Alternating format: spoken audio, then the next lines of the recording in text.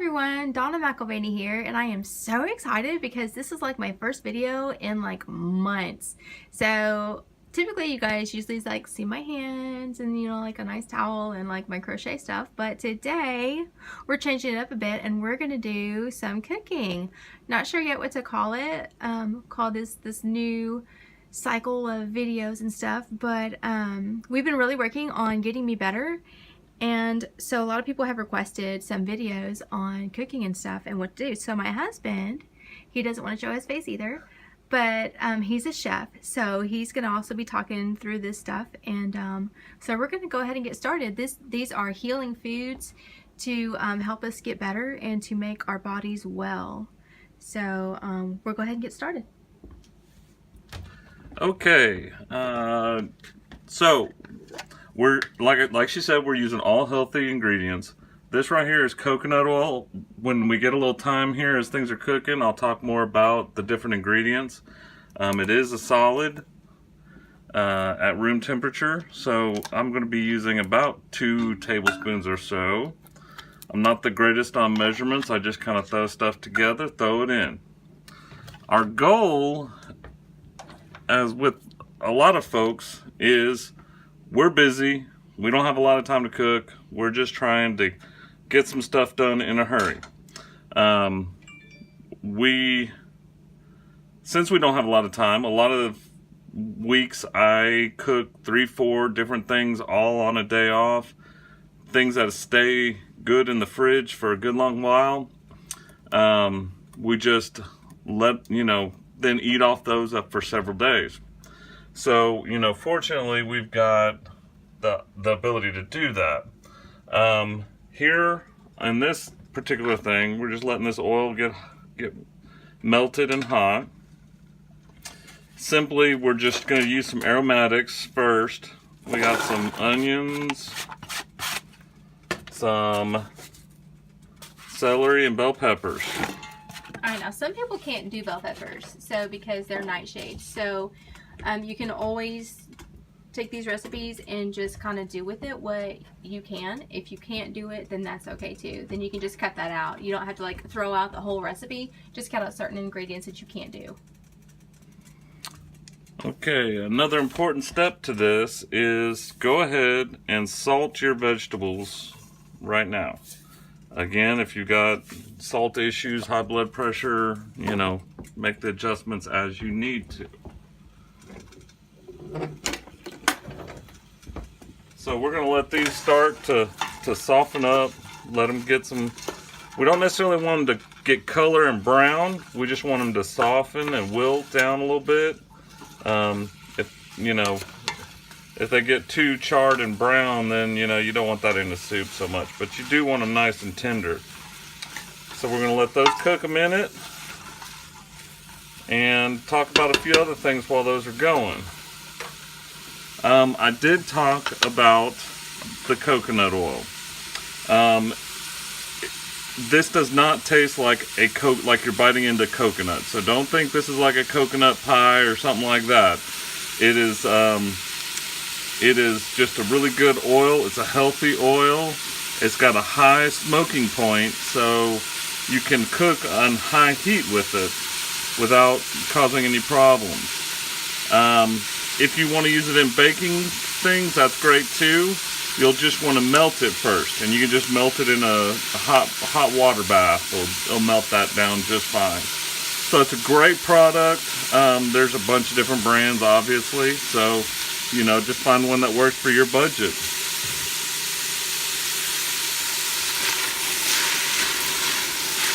So we're making a soup today. I don't know if I said that in the beginning, but a lot of our foods now consist of a lot of healthy soups. So we make probably 2 soups a week, maybe even 3 at times, but this is one of my favorites, so I had requested him to make this one today. Actually, this is like totally my favorite one here. There's about 4 or 5 different base soups that we kind of pick from, and this one's ranked number 1.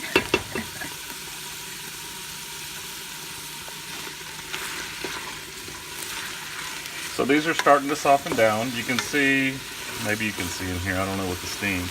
that little bit of liquid coming out, that is because you salted your vegetables. They're releasing their liquids into this. That's going to add a lot of flavor to the final soup. That's where that aromatic flavors come from. So how much of the bell pepper and how much onion did you put in there? That's a good question. I used about two stalks of celery, a medium onion chopped up, and a medium bell pepper chopped up. Okay.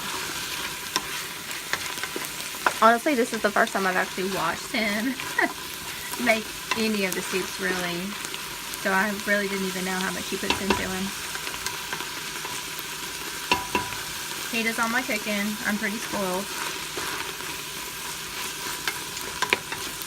Okay, you probably noticed I haven't added any garlic, and there's a good reason.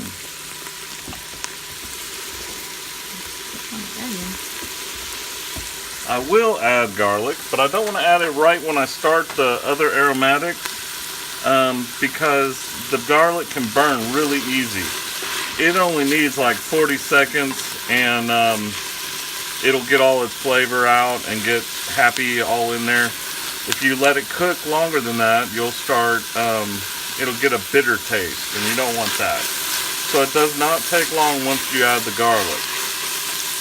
So the garlic I use is just the minced garlic and water. It is super easy. I don't mess with taking the time to mince garlic. It's just not worth it for the amount of time. Again, we're trying to get these done just as quick as we can so we can go on with life. I add a pretty good helping of garlic. I would say that's about 2 teaspoons of garlic. We want to really give that a stir. You can really smell the garlic just pop right away as soon as it gets in that hot pan. Doesn't take long to cook that garlic down. We don't want it to burn.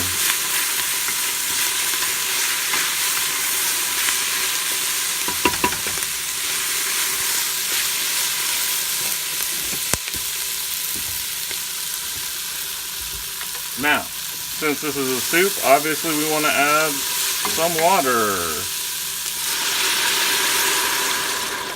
This is distilled water, and Donald will go into the reason we're using distilled in just a minute. But we use distilled water. I start off with about a half a gallon. We make a big pot of soup, so I start off with about a half a gallon. If I need to add more, I can, but that's where I start with. Okay, so the reason why we use distilled water is because I was injured by a fluoroquinolone antibiotic, and it has a fluorine molecule that's attached to it. So basically I was also poisoned not only by the quinolones, but also by the fluorine, which somehow converts to fluoride. Not sure how all that works. So I can't have any additional fluoride. So anything that's in our water, any type of bottled water, Cokes, things like that, all has fluoride in it. So I had to avoid all fluoride. So that's why we use distilled water, because we know that there's not any fluoride in it. Okay. All right. Now, obviously, you don't want just water because that doesn't give you a whole lot of great flavors. What I'm using here is a chicken bouillon base. A lot of this one is particularly happens to be from a restaurant supply company, but I'll show you a version that you can find at the grocery store anytime. About a tablespoon or so. Just going to depend on your particular tastes. So this is a brand that is available in the store. Now I use chicken bouillon, and I didn't have any of that. All I had was the beef from the store.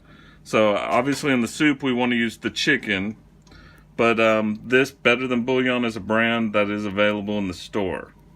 These are really good, high quality ingredients. It does have some soy protein in it, so that's why I try and stay away from this brand and went with the restaurant brand. So, you know, you kind of got to balance things. We are avoiding soy and sugar, and there is a little bit in this, but I mean it's worth that little bit for that flavor of a whole pot of soup. Right, because it is blended into an entire pot, so you're really not getting a whole huge amount in your body. Granted, I probably eat half of the pot, But there again, it's only like probably a tablespoon of it. So all in all, it's really not a whole lot. But yes, you want to avoid sugars and other artificial things as much as possible. Now, we used to use the bouillon cubes, so that's a replacement for those.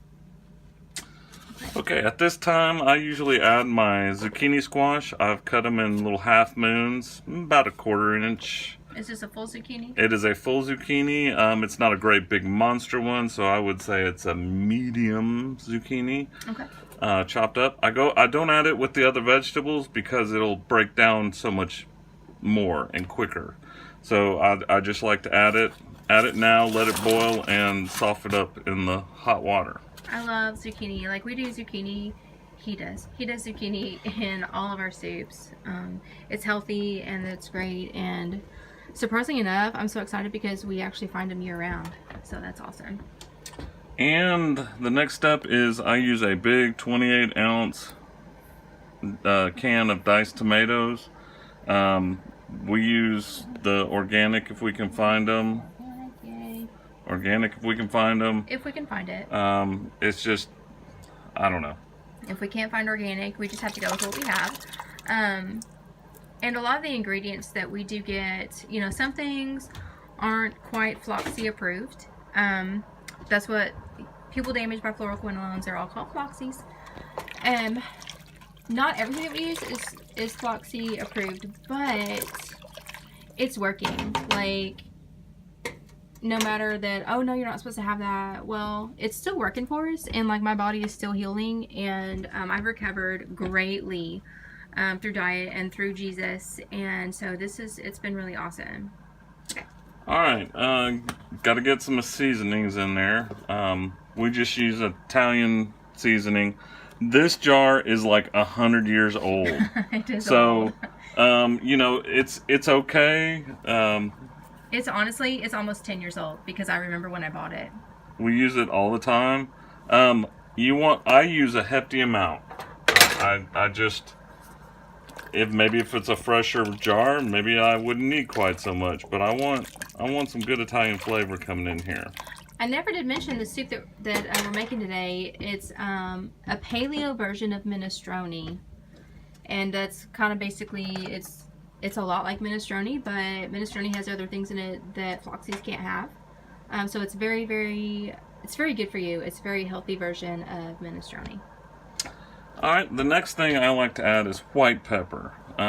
We've already added some salt, so we're gonna hold off on adding more salt to the end.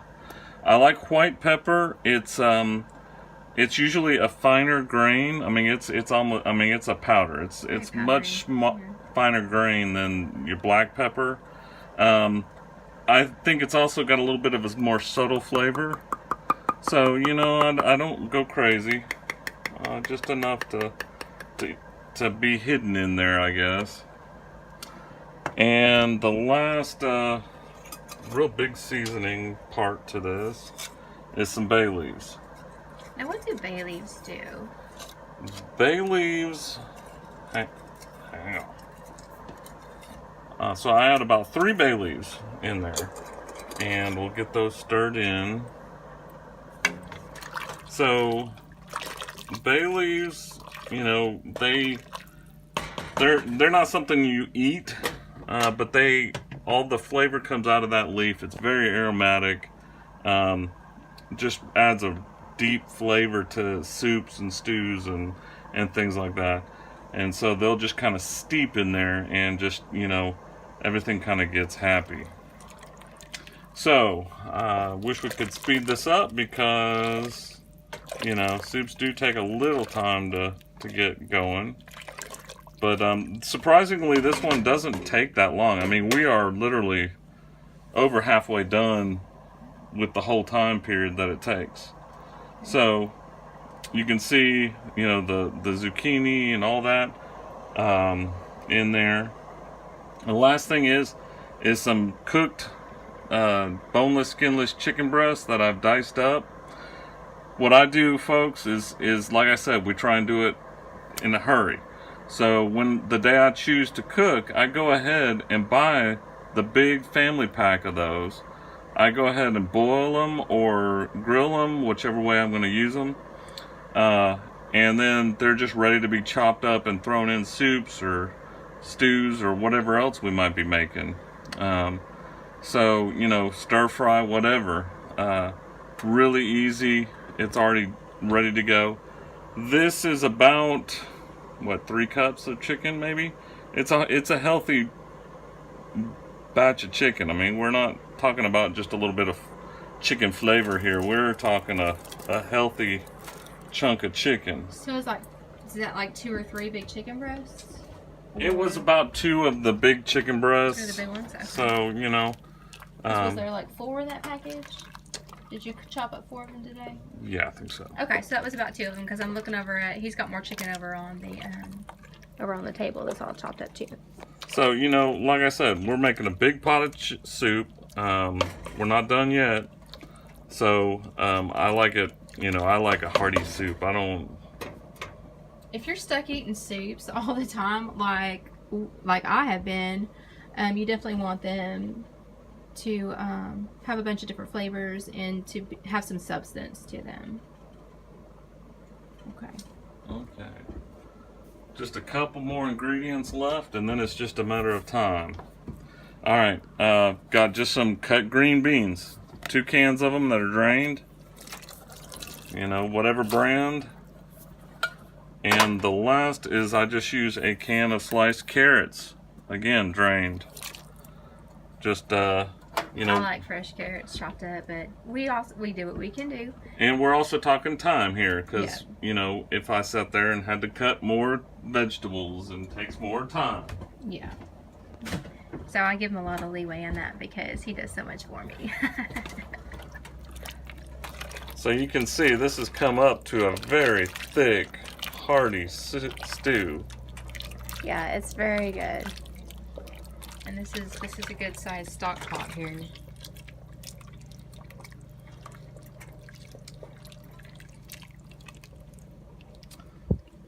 And it smells really good.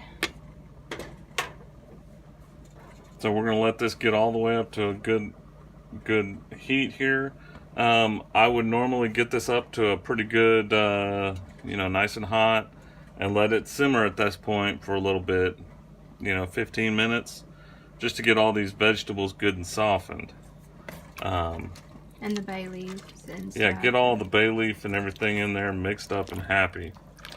But obviously we don't have all day for that on the video. So is there anything more then that is added to this soup, or is this complete?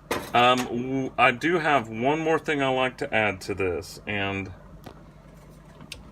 you'll know, I can't tell if that's going to show up yet on the video. What? But there will be a little bit of oil from the coconut oil that we added. That comes to the top, and also all your, you know, your herbs, you know, will float up to the top. And our broth is kind of, you know, while there's a lot of substance in there, the broth itself is a little thin. So we'll want to thicken that up a little bit. It will help keep everything in, you know, suspension, so that the herbs, you know, don't float up to the top. The oil doesn't all just come up to the top. Everything stays together. So and it's nice when it's a little bit thicker. I'm gonna get that ready. So typically on like other things, whenever you go to thicken it, you use like cornstarch. And that's another thing that I can't have, is any corn-based products. There's lots of things that I cannot have. So we've had to make a whole lot of adjustments the last several months to work on getting me healthy and getting me back to almost 100%. And so this is a big one. I can't have any corn, no rice, no grains, no flour. Yeah, nothing made of any type of grains. No potatoes. I follow the Walls protocol and also the Mito diet. So this is a big part of all that, and it's a big part of my healing. I've made such an awesome recovery, and it's to the leading of Jesus and my husband being so willing to do these things to help get me better. And what else? And the dedication. It takes a lot of dedication to actually stick to a diet, but whenever it helps your body out so much, you do it because it's just so good. All right, so make sure, yeah, bring that over. Okay, so as a thickener, instead of cornstarch, we use tapioca flour. And do you use about the same amount as you do of cornstarch? It's about the same amount of as you would use of cornstarch. I usually use a couple tablespoons for a pot this size. You know, this is a great big pot of soup. Couple tablespoons of the flour, the tapioca flour, and maybe, you know, a half a cup of water or so. And it's distilled It's water. the distilled water as well. You want to create a slurry, just, you know, stir that together. You want this to be boiling right at the boiling point. You don't want it to be just raging boiling when you add this, but you do want it to be at the boiling point. Okay. And why is that? Why do you not want it raging? It'll just cook differently? It does cook differently. So right now we add it and give it a stir pretty quick, and that'll start thickening. It's not going to make it, you know, super thick like a gravy or anything, but it's going to give it enough texture that all the herbs and things will stay in suspension. Mm-hmm. If you have this just come up to a raging boil right away, it'll kind of break down that that thickness that you just created. Oh, okay. Okay, so, you know, at this point, your soup is done. Again, I would, before I added, you know, my thickener, I would have given it a, you know, 15 minutes or so to kind of get all the squash and everything all happy. But you can see the texture is just a little thicker. We don't want it super thick, but we want it thick enough that, you know, things kind of stay in a mixture good. So and it's also kind of like cornstarch too, where like whenever it cools down and stuff, like the next day it is thicker the next day too. So it does work a lot like that. We learned by doing. There was one dish, I don't recall what it was, but it was the first time using tapioca flour, and it said to use more, that they would take more of it than what you would typically use of cornstarch. So, you know, he was following directions and stuff, and it came out really slimy, so it was pretty gnarly. But we've learned a lot by experimenting and doing what we could. And so like you said, you don't add the thickener, you don't add the tapioca powder until after about 15 or 20 minutes, letting it simmer in really good and stuff, letting everything blend in. But we want to go ahead and add it for video purposes. And just he's already trying to burn her off. So it's just going to sit here and slowly cool down and simmer down a little bit. And that is our paleo minestrone. Minestrone usually has pasta and beans and stuff in it. I can't have any beans either. So I really hope that this helps you to eat healthy, and it makes it a little bit easier to eat healthy, especially a lot of people that have the Mito list. It's like, well, what can I make on this Mito list? Well, here are foods that you can make with the Mito list, with what you can actually eat. These are working for us. I'm about 85-90% recovered, which is awesome, and it's amazing. So yeah, and once you get to this point, you can adjust your salt and pepper, you know, to what you feel you want in it. That's always one of the last things I do, and it's about ready to go. Yeah, it always tastes better whenever it's cooked in longer. So let it simmer for, you know, as long as you like, as long as you want to. It definitely tastes better the longer that it goes. And I believe that's it. Is there anything else left that we have to add? Nope. Nope. We're good to go. So, all right, guys. I hope that helps you to eat healthy and be healthy and have a healthier, happier you. Thanks for watching.